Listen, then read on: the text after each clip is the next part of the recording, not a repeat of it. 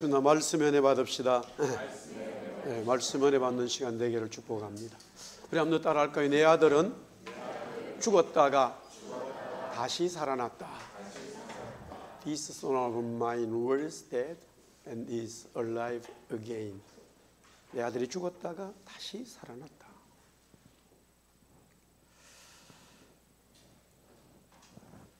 기쁨의 소식, 사랑의 만남. 첫 번째 드렸던 말씀은 다윗의 시편 24편이었어요. 다윗이 노래한 소식을 우리는 왜 기쁨의 소식, 복된 소식, 그 소식을 받아야 할까? 다윗은 창조주 하나님을 만났기 때문이에요. 그 창조주 하나님이 자기의 인생의 삶에 영과 홍과 모든 것들을 책임질 뿐만이 아니라 영원한 의의 나라 하나님의 나라로 이끌어 주신다는 것을 깨달았기 때문에, 믿었기 때문에 그렇게 노래를 했습니다.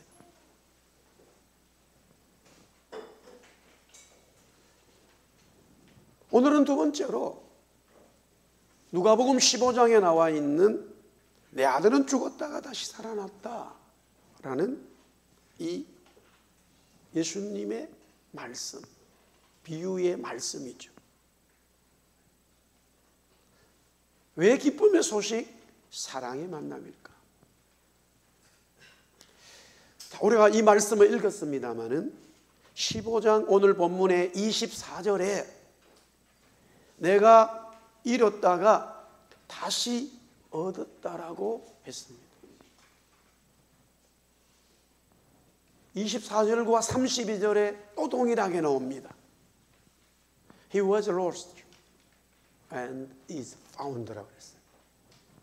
그런데 우리 번역에 영어는 found라 찾았다라고 되어 있는데 지금 우리 이 성경 읽은 것은 얻었다라는 거예요. 조금 넓은 의미로 해석이 됐어요.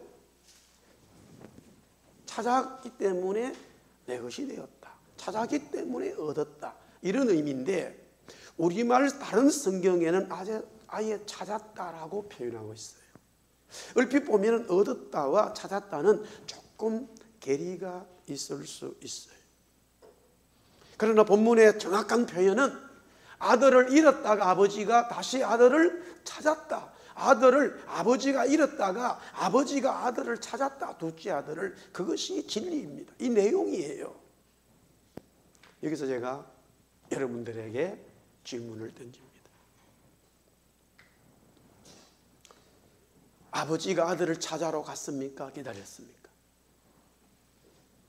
다시 묻습니다. 아버지가 아들을 찾아러 갔어요? 아니면 집에서 기다렸어요? 기다린 것이 찾은 것일까요? 그러면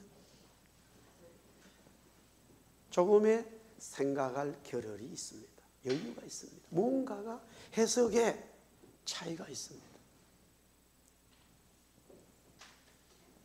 종종 자녀들이 왜 아버지는 나에게 관심이 없어? 라고 질문하는 자녀들이 있습니다. 졸업식에도 오지 않았어요? 결혼식에도 오지 않은 아버지가 있을 수 있어요? 대부분의 그런 상황이 된다면 자녀들은 아버지를 자꾸만 인정하지 않고 싶은 마음이 생길 거예요. 졸업식에 와서 아들아 잘했다 고생했다. 그 자리에 와 있어야 아버지를 인정할 수 있는 마음이 생기죠. 아버지는 지금 둘째 아들을 찾으러 가지 않았습니다. 인생의 밑바닥에 있는 그 아들을 찾으러 가지 않았어요. 집에서 기다렸어요. 그런데 성경은 주님은 비유 말씀으로 자꾸만 찾았다고 하는 이야기를 하고 있습니다. 오늘 이 내용은 실제로 일어난 일이 아니에요. 비유의 말씀이에요. 비유의 말씀은 주님이 하고 싶은 어떤 진리의 말씀이 있을 때에 무언가 어떤 일이 벌어졌어요. 어떤 상황이 발생되어졌어요. 어떤 무언가 주님과의 관계에서 뭔가 어떤 일이 벌어졌는데 그것을 설명하시기 위해서 비유의 말씀을 사용했다라는 거예요. 왜 그러면 이런 비유의 말씀이 둘째 아들을 집에서 기다려놓고 아버지는 찾았다라고 표현하는 이 내용이 왜 일어나게 되었는가? 누가복음 15장이 시작되어지면서 이렇게 표현하고 있습니다. 1절에서부터 3절이죠. 우리 한번 같이 읽어보겠습니다. 시작. 모든 세리와 죄인들이 말씀을 들으러 가까이 나오니 바리새인과 서기관들이 수군거려 이르되 이 사람이 죄인을 영접하고 음식을 같이 먹는다 하더라. 예수께서 그들에게 이 비유로 이르시되 저 일 때문에 저런 일이 일어났기 때문에 비유의 말씀으로 설명한 거예요. 무슨 일이냐? 예수님은 세리와 죄인들이라고 하는 사람들과 지내고 먹고 같이 교제하는 것들을 바리새인들과 서기관들이 종교 지자들이 보고 못마땅해 여겼다라는 거예요. 왜 당신은 저런 사람들하고 노냐 말이야. 이런 일 때문에, 이런 상황이 벌어졌기 때문에 예수님이 비유로 말씀하신 거예요. 그래도 이해는 되어집니다. 바리새인과 서기관들이 인정하지 않는 죄인들, 세리들이 예수님과 함께 교제하는 것들이 너무나 그 사이에 거슬리는 행동들이고 표현들이고 모습이기 때문에 예수님에게 말씀하셔서 예수님이 비유로 이야기한 것은 이해되는데, 그러면 여기서 제가 던진 질문에서 이 아들이 아버지의 재산을 가지고 나가 방탕하고 살할 때에 분명히 저놈은 나가봐야 그냥 거의 실패하게 돼 있어. 왜? 아버지는 아들을 너무 잘 알기 때문에. 그러면 아버지 재산이 얼마나 많이 있는지는 모르겠지만 제가 봐서 상당한 것 같아요. 이 분위기의 비유의 말씀 속에는. 그러면 한 사람을 또 따라 보낼 수도 있고 어떻게 지내는가. 그래서 그런 상황이 정말 완전 인생 밑바닥에 들어갔을 때에 그때 아버지가 찾아가서 야야 아들아 그만 집에 가자. 괜찮다. 내 돈 다 원래 네 것이니까 그냥 내가 또 주마. 신경 쓰지 마. 집으로 가자. 그래야 아버지가 아들을 찾은 겁니다. 그러나 아들이 완전 인생 밑바닥에서 개고생을 하고 있는데 아버지는 전혀 관심이 없는 것처럼 그냥 집에서 기다렸다니까요. 그런데 그것을 성경 예수님은 찾았다는 얘기를 자꾸만 하는 거예요. 왜 그러냐면요, 누가복음 15장 4절에서 6절에 먼저 이 내용을 보면서요, 오늘 바리새인들 서기관들이 예수님이 죄인들과 함께 있는 것을 보고 수군거려 말할 때에 둘째 아들의 비유는 세 번째 비유였어요. 첫 번째, 두 번째 이어서 세 번째 비유 같은 이야기를 하고 있는데, 첫 번째 이야기는 주인이 양을 잃어버렸어요. 한 마리. 100마리 중에 한 마리 잃어버렸는데 계속적으로 그 내용 속에는 찾아내기까지 찾아다니지 아니하겠느냐. 또 찾았다. 찾았기 때문에 잔치를 벌인다. 계속 찾는다는 것을 강조하면서 예수님이 비유로 말씀하셨어요. 그 다음에 두 번째 계속 이어서 15장 8절에서 9절에 다음에 나와 있어요. 여인이 동전을 잃어버렸어요. 10개의 동전 드라카마가 있었는데 하나 잃어버렸어요. 여기도 마찬가지예요. 등불을 켜고 집을 썰면서 이불에 있는지 베개 속에 있는지 어디 물건 속에 들어갔는지 찾아내기까지 부지런히 찾지 아니하겠느냐. 찾는다고 계속 얘기하여 또 찾아낸 적 이웃을 불러서 잔치를 벌였습니다. 저기서도 예수님의 비유에서는 맞지 않아요. 한 드라크마는 한 데나리온인데 하루 품삯이에요. 돈이 너무 많이 들어갔어요. 손님들 대접한다고. 경제적인 이 상황이 맞지를 않아요. 그러나 예수님이 저렇게 말씀하신 이유 속에는 엄청난 진리가 들어있는데, 먼저 드렸던 말씀은 다 예수님이 말씀에는 이 주인이 양을 찾았고 여인이 동전을 찾았다라는 거예요. 두 가지 비유는 다 찾는 내용으로 되어 있어요. 그럼 당연히 세 번째도 아버지는 아들을 어떻게 했다? 찾았다는 내용을 얘기하는데 거기서는 기다린 것으로 표현을 바꾸어버렸다는 거죠.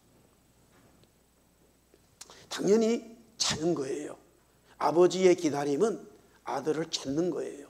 예수님이 그런 표현으로 썼어요. 그러나 왜 그것을 직접 아버지가 아들이 개고생하는 거기에 가서 데려오지 않고 집에서 기다린 것을 찾았다고, 찾았기 때문에 이웃을 불러서 잔치하고 너무 즐기고 감사하다는 내용은 나와 있어요. 다 똑같은데 표현만 첫 번째와 두 번째는 찾았다는 내용을 얘기하지만 아들에 대한 감함은 기다렸다는 표현으로 바꾸었다는 사실이에요. 아들은 동전이 아닙니다. 아들은 무생물, 아무 인격이 없는 동전이 아닙니다. 여인이 동전을 잃어버렸습니다. 동전아 동전아 어디 있느냐, 설설 나오라, 나 앞으로 나오라, 아들이 오듯이 찾아와라. 아무리 외쳐도 동전은 나타나지 않아요. 그러나 나타나는 경우가 있습니다. 어린이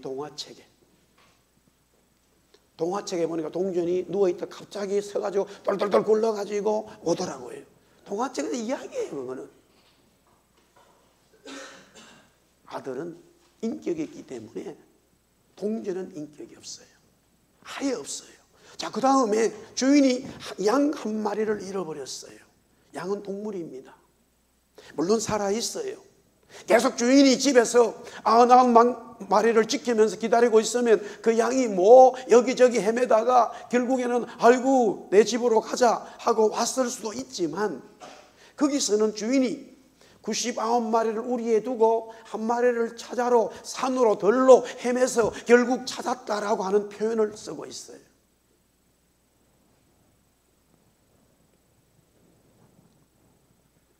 여기서 주인이 가서 양을 찾았을 때 그 양을 데리고 오면 끝나버리는데, 사람은 그런 교회 가서 오자 그래도 안 옵니다.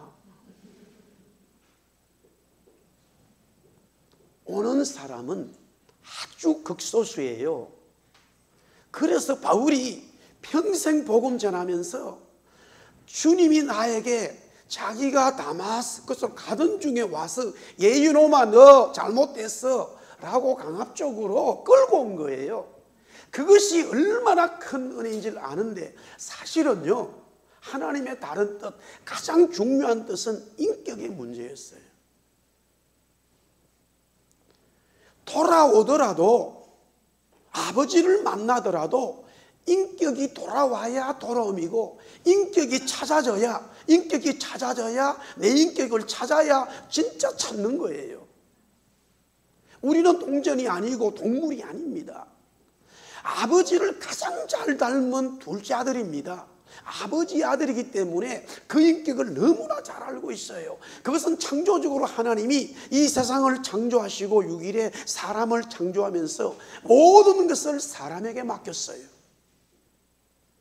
아무리 세상이 바뀌어도 말씀은 바뀌지 않는 것처럼, 아무리 세상이 바뀌어도 동물이 사람을 지배하는 시대는 없습니다. 그것은 전설적으로 동화로 만들고 영화로 만드는 것뿐이에요. 왜? 성경은 진리를 선포하기를 사람이 동물을 관리하도록 하나님의 형상, 하나님의 지혜를 주셨기 때문이에요.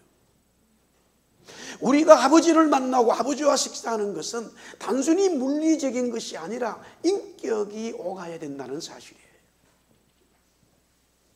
그런 맥락에서 그리스도를 구원시키는 방법도요, 굳이 하나님의 아들이 여기 와서 고난당하고 박해를 받고 십자가에 죽어야지만이 구원할 수 있는 건 아닙니다. 그러나 그렇게 되어지는 원인이 되어지는 것이 진리의 상황이 뭐냐면은, 그 인격에 변화되지 않는 것은, 인격을 나누지 않는 것은 진정한 구원이 아니기 때문에 하나님은 자기 아들을 이 땅에 보내셔서 우리가 당한 모든 고통과 고난을 당하고 짊어지시고 죽음으로 가게끔 만들었다는 사실이에요. 하나님의 구원의 방법은 너무나 다양하지만 모든 사람들이 이렇게 저렇게 해도 그 진리에서 벗어날 수 없는 한 가지 방법은 인격의 회복, 하나님의 형상의 회복이라는 거예요. 그래서 그 형상이 완전히 회복되는 방법 중에 하나가 아버지가 둘째 아들을 기다리고 있는 거예요. 기다리면서 찾고 있어요. 행동은 달라요. 그러나 양을 찾는 것이나 동전을 찾는 행동이 다 포함되어진 인격의 기다림이에요. 그것이 오늘 아버지는 둘째 아들을 기다렸다, 찾았다라는 내용이에요. 여기서 누가복음 15장 17절에 이렇게 되어져 있어요. 우리 다시 한번 읽어보겠습니다. 시작.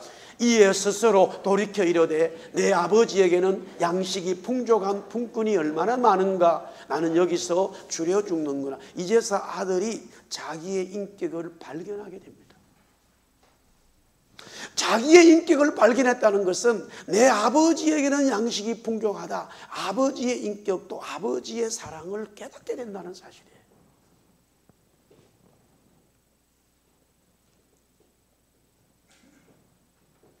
저는 고등학교 1학년 될 때에 아버지가 돌아가셨는데 그때까지 초등학교, 중학교, 고등학교 1학년 될 때까지 한 번도 학교의 일이나 어떤 일에 온 적이 없어요. 저는 그래서 우리 아버지는 위대하신 분이다 이렇게 늘 생각했습니다. 마음이 어릴 때는 안 좋았지요.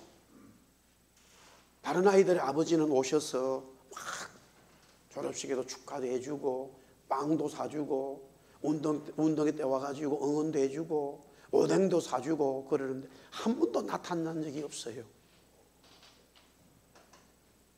아버지는 나를 사랑하지 않는구나, 관심이 없구나라고 생각했는데 돌아가실 때에 아버지의 마음을 깨닫고 아버지는 나를, 우리 자녀들을 너무너무 사랑하고 계셨구나 하는 것을 깨닫게 됐어요. 하나님 아버지가 우리를 기다리고 있어요. 물론 어떤 사람에게는 강압적으로 바울처럼 나타나는 경우도 있지만 전체 일반적인 하나님의 이 구원의 역사는 우리를 기다리고 있어요. 모든 것을 준비해놓고 설령 우리가 하나님의 말씀대로 살지 않고 다 망가져가는 인생을 살아도 우리에게는 희망이 있고 소망이 있고 다시 좋은 소식을 받을 수 있고 아버지를 만날 수 있는 그 은혜가 하나님은 다 준비해 놓았어요. 그것이 완전히 우리가 하나님을 인정하고 그 기쁨의 소식, 사랑의 그 아버지를 만나는 그것이 최극대로 일어나는 은혜의 폭발은 내가 그것을 깨달아야 된다는 사실이에요. 내가 하나님의 은혜에 대해서 반응해야 된다는 거예요. 그것을 지금 여기 예수님은 비유로 말씀하고 있다라는 것이죠. 그래서 스스로 돌이켜 그때까지 기다리는 거예요.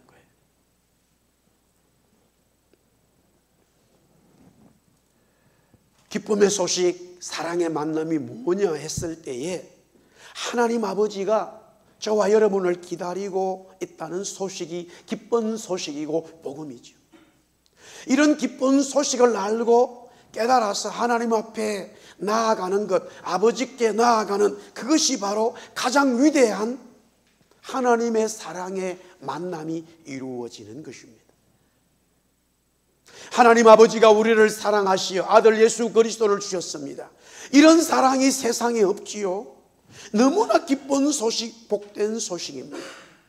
그리스도께서 이 땅에 태어날 때에 하나님은 천사들을 통해서 목자들에게 가장 기쁨의 소식을 너희에게 알려준다라고 말합니다. 아무리 기쁜 소식, 굿뉴스라고 해도 사람들은 이 소식을 기쁜 소식이라고 받아들이질 않아요. 받아들인다면 그 사람에게 하나님의 복된 소식, 놀라운 사랑의 역사가 되지만 대부분의 사람들은, 아니 세상의 모든 사람들은 거의 다 이것을 받아들이지를 않습니다. 왜 그럴까? 스스로 돌이켜야 된다는 건데 그것은 바로 죄인인 것을 깨달았기 때문에 하나님을 만날 수 있는 거예요. 누가복음 15장 계속해서 18절부터 19절에 이렇게 되어져 있습니다. 지금 아들이 다 재산을 날려버리고 어려운 상황에 처했습니다. 그때에 이렇게 말합니다. 스스로가 하늘과 아버지께 죄를 지었다라는 거예요. 하늘과 아버지께 죄를 지었다는 이 표현이 나는 이제 죄인이 되었다라는 말이에요. 왜 기쁨의 소식, 하나님을 만나는 일이 없느냐? 대부분의 사람들은 죄인인 것을 인정하지 않아요. 그게 크든 적든 나는 그런 죄를 지은 자가 아니라는 거예요. 또한 그뿐만이 아니라 그 삶이 이 땅에서로 충족되기 때문에 영원한 삶에 대한 관심이 없어요.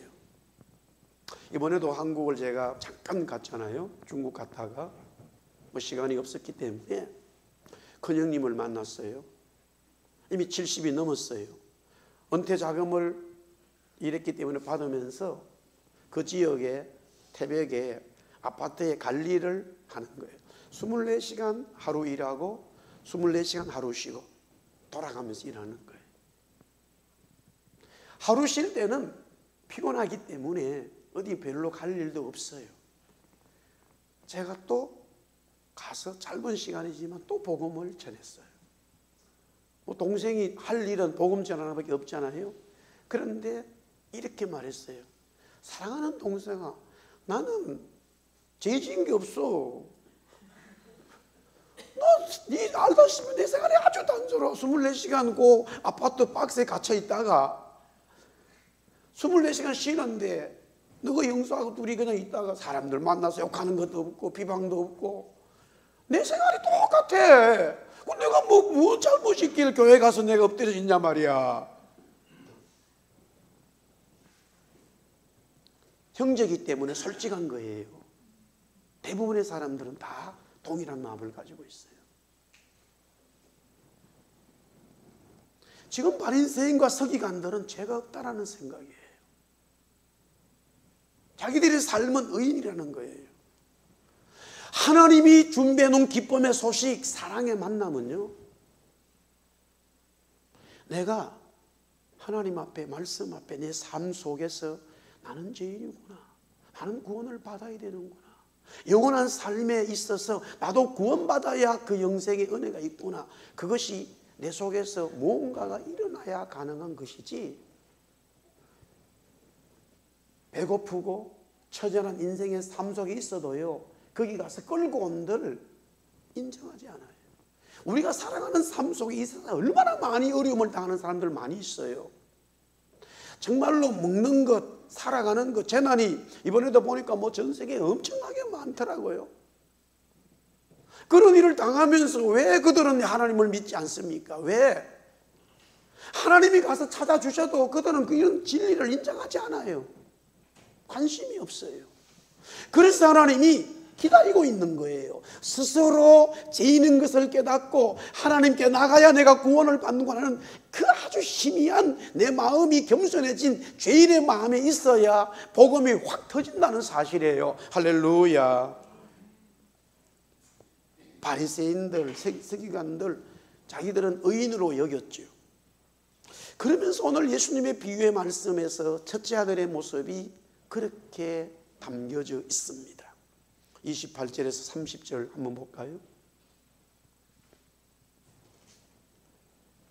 밖에 나가서 일을 했던 형이 집으로 돌아옵니다. 집 안에 들어오기 전에 자기 집에서 풍악 소리, 춤추는 소리, 사람들이 많이 왔다 갔다 하니까 종을 불러가지고 무슨 일이냐고 묻습니다. 그때 종이 말합니다. 당신 동생이 돌아왔다. 그 당신 아버지가 주인께서 잔치를 베풀었다. 이렇게 말하니까 이렇게 말합니다. 노하여 the old brother became angry. 노해서 자기 집에 들어가고 싶은 마음이 싹 사라졌어요. 그런 아버지 나왔어요. 만났어요. 이렇게 말해요. 아버지, 내가 아버지 말 어긴 게 없어요. 염소 새끼 한 마리 나한테는 주는 일이 없더니만 아버지 살림을 창녀들과 함께 삼켜버린 이 동생 위에서는 이런 송아지 잡았네요. 저기서 저 표현들이 다 나는 의인입니다는 이야기예요. 예수님이 하시고 싶은 말씀, 나는 의인이다라는 이야기예요. 나는 죄인이 아니라는 이야기를 담고 있어요. 민족적으로 우리 민족이 은혜 받은 이유는 많은 분들이 도시에 있던 사실 그 당시에 도시는 서울이라 해도 거의 정말로 너무나 낙후했잖아요. 그런데 저는 시골에는 더 말할 것도 없지요. 그러나 공통적인 게 뭐냐면은 다 이 환경도 좋지 않은 마룻바닥인 교회에 와서 추운 겨울에도 모포 한 장 뒤집어 쓰고 주님 나 잘못됐어요. 나 은혜 주세요. 우리 아이들 살려주세요. 남편 좀 도와주세요. 그 마음으로 눈물로 기도하는 것이 많았어요. 할렐루야. 그 애통의 마음을 하나님은 가만히 있지 않아요. 그분은. 그래서 우리 민족이 변화된 거예요. 제일 못 사는 나라였어요, 세계에서. 그러나 하나님이 이 마음, 겸손한 마음, 주님의 은혜가 없으면 살 수 없는 죄인의 마음, 부족한 마음, 주님 도와달라고 하는 그 간절한 마음, 그 마음들을 하나님이 받으시고 우리 민족에게 은혜 주신 거예요. 그런데 놀라운 것은 그렇게 엎드려 기도하기 시작하면 하나님이 희한한 일을 벌이셔요. 사람이 할 수 없는 일을 하셔요. 할렐루야. 정말로 그렇습니다. 오늘 또 이렇게 우리 후배님이 오셨으니까 우리 교인들은 제가 간증 몇 번 했지만 고등학교를 졸업하고 대구 신학을 다녔어요. 그래서 그 어린 나이에 모임이 전도사를 했습니다만 어떻든 84년도에 다시 작곡가를 가게 됐는데 자 잊어먹지를 않아요. 등록금이 60만 원이 나왔어요. 그때는 84년도 등록금이 돈이 없잖아요. 그래서 큰형 장은혜한테 막 사정해서 하니까 큰형은 한 푼도 없다 그러고 어쨌든 둘째 형님이 어디서 구했는지 30만 원을 구해왔어요. 빌려왔는지 뭐 더 이상 없다라는 거예요. 그렇게 해서 등록될 수 있는 건 아니에요.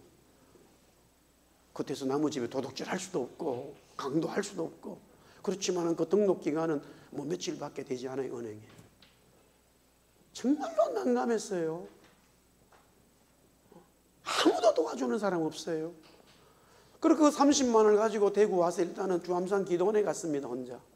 아유 지금 또 그때 생각하면 너무나 눈물이 나네.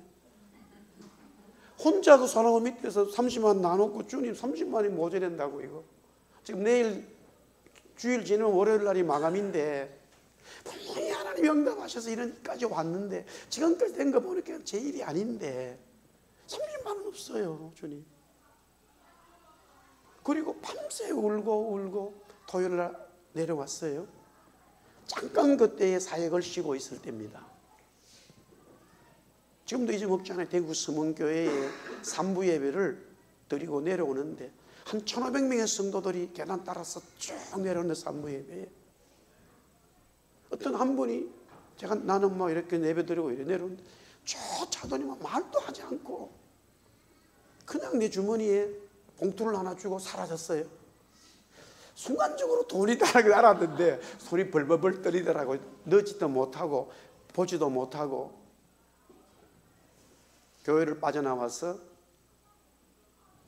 5번 버스 타고 제 하숙방에 왔어요. 문을 열고 하숙방에 들어와가지고 무릎을 다 꿇고 봉투를 꺼내서 보니까 딱 30만 원이 들어있더라고요. 여러분들은 아멘 안 하셔도 돼요. 제 일이기 때문에. 얼마나 그 자리에서 울었는지를 몰라요. 이 30만 원을 누가 알고 좋겠어요? 사람이 알 수 없는 일이에요. 그래서 월요일 날 등록을 하게 된 것이죠. 우리의 삶에 이런 일이 한두 가지가 아니에요. 하나님 나 살기 어려워요. 건강에 문제 있어요. 자녀 문제 있어요. 나 구원받기를 원해요. 하나님 은혜 경험하기 원합니다. 이 민생을 낙원에 같아요. 우리 자녀들 문제 있어요. 물론 즉각적으로 하나님이 응답해 줄 때도 있지만 어느 때는 테이크 타임이 필요합니다. 기다려요 하나님께서.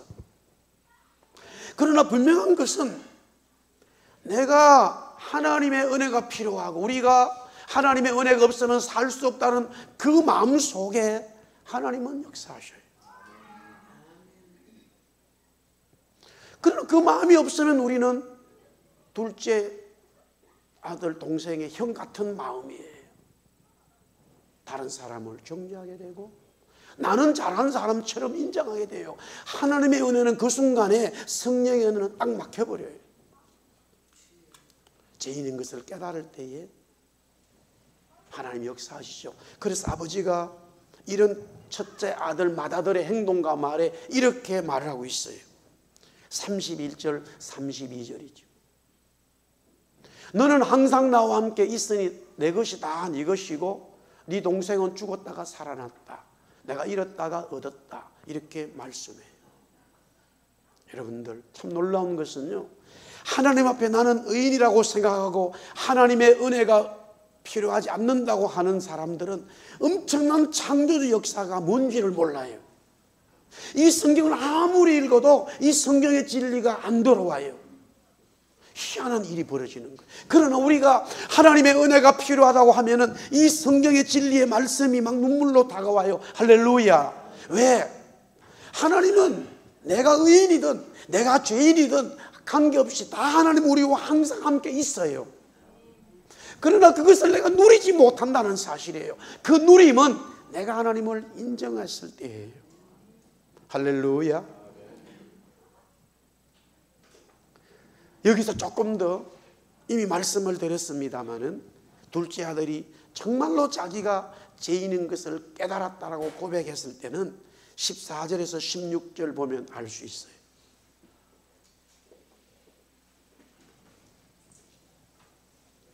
비로소 14절에 비로소 궁핍했다라고 말해요.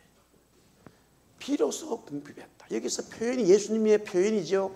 비로소 궁핍했다. 이 둘째 아들은 경제적인 어려움이 뭔지를 모르고 자란 사람이에요. 비로소 궁핍할 때 죄인인 것을 깨달았어요. 그 다음에 16절에 보면 그 마지막 보세요. 주는 자가 없어요. 자기 주위에 사람이 없어요. 극심한 물질의 어려움도 어려움이지만 자기 주위에 사람이 한 명도 없어요. 그 외로움은 이루 말할 수 없어요. 자기가 누리고 살 때는 자기 집에도 종들이 너무 많았어요. 자기 마음대로 하는 거예요. 아버지 재산 가지고 나왔어도 많은 사람들이 자기 주위에 있었어요. 그러나 다 물질이 없어졌을 때는 자기 주위에 사람이 한 명도 없어요. 우리 옛말에도 저 사람이 성공했나 안 했나를 그 주위에 사람들을 보면 안다고 그랬어요. 사람들이 없으면 그 사람은 실패해요. 그러나 그 주위에 사람들이 많아요. 참 좋은 사람들이 많아요. 그 사람은 성공한 사람이라는 거예요. 그러나 진짜 내 주위에 누가 있어야 성공했을까요? 따라합시다. 주님. 할렐루야. 주님이 내 옆에 있어요. 주님이 나를 도와주시는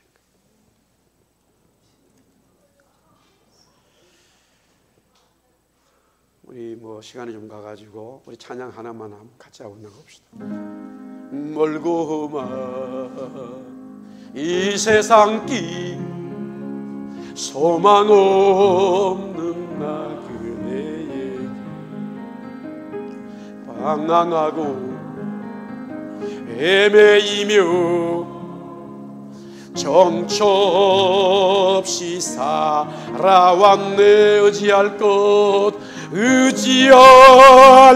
없는 이 몸 위로받고 살고파서 세상 유혹 알아가다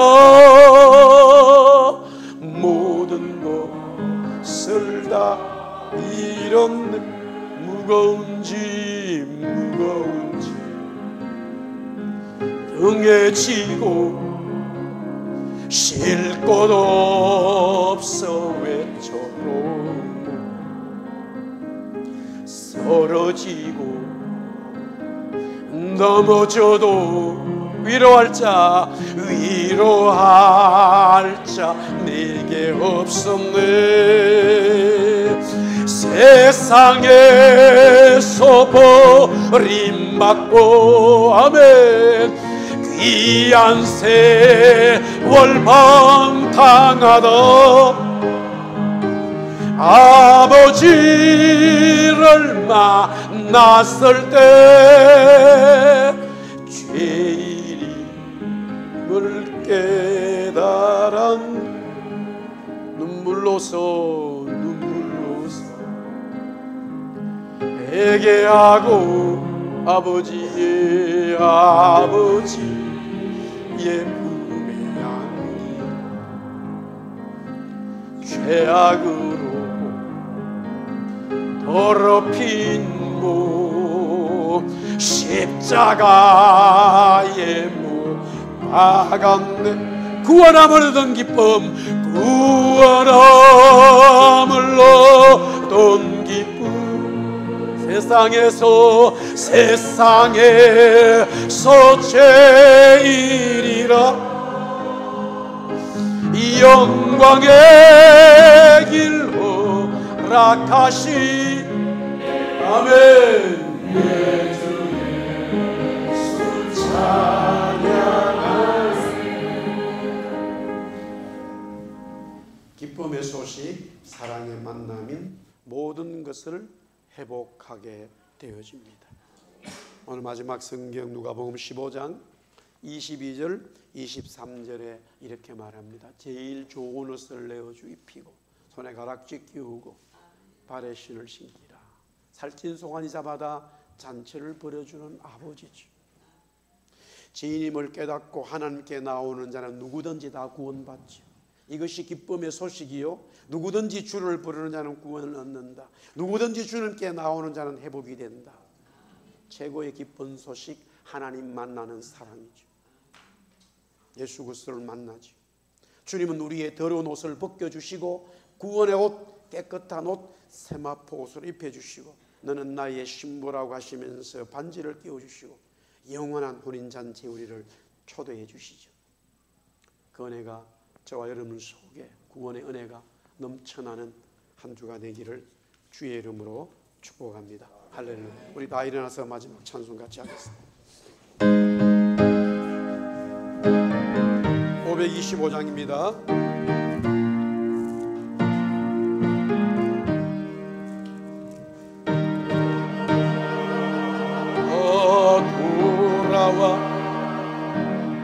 마음이 고나리요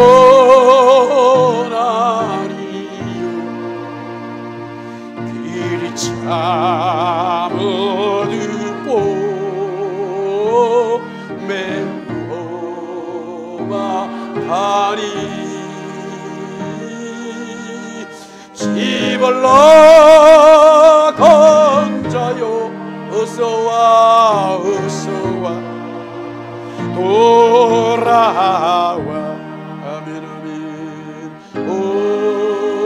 어서와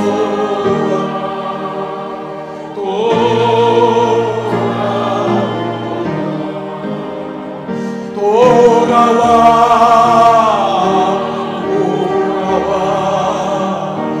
해가 질 때까지 기다리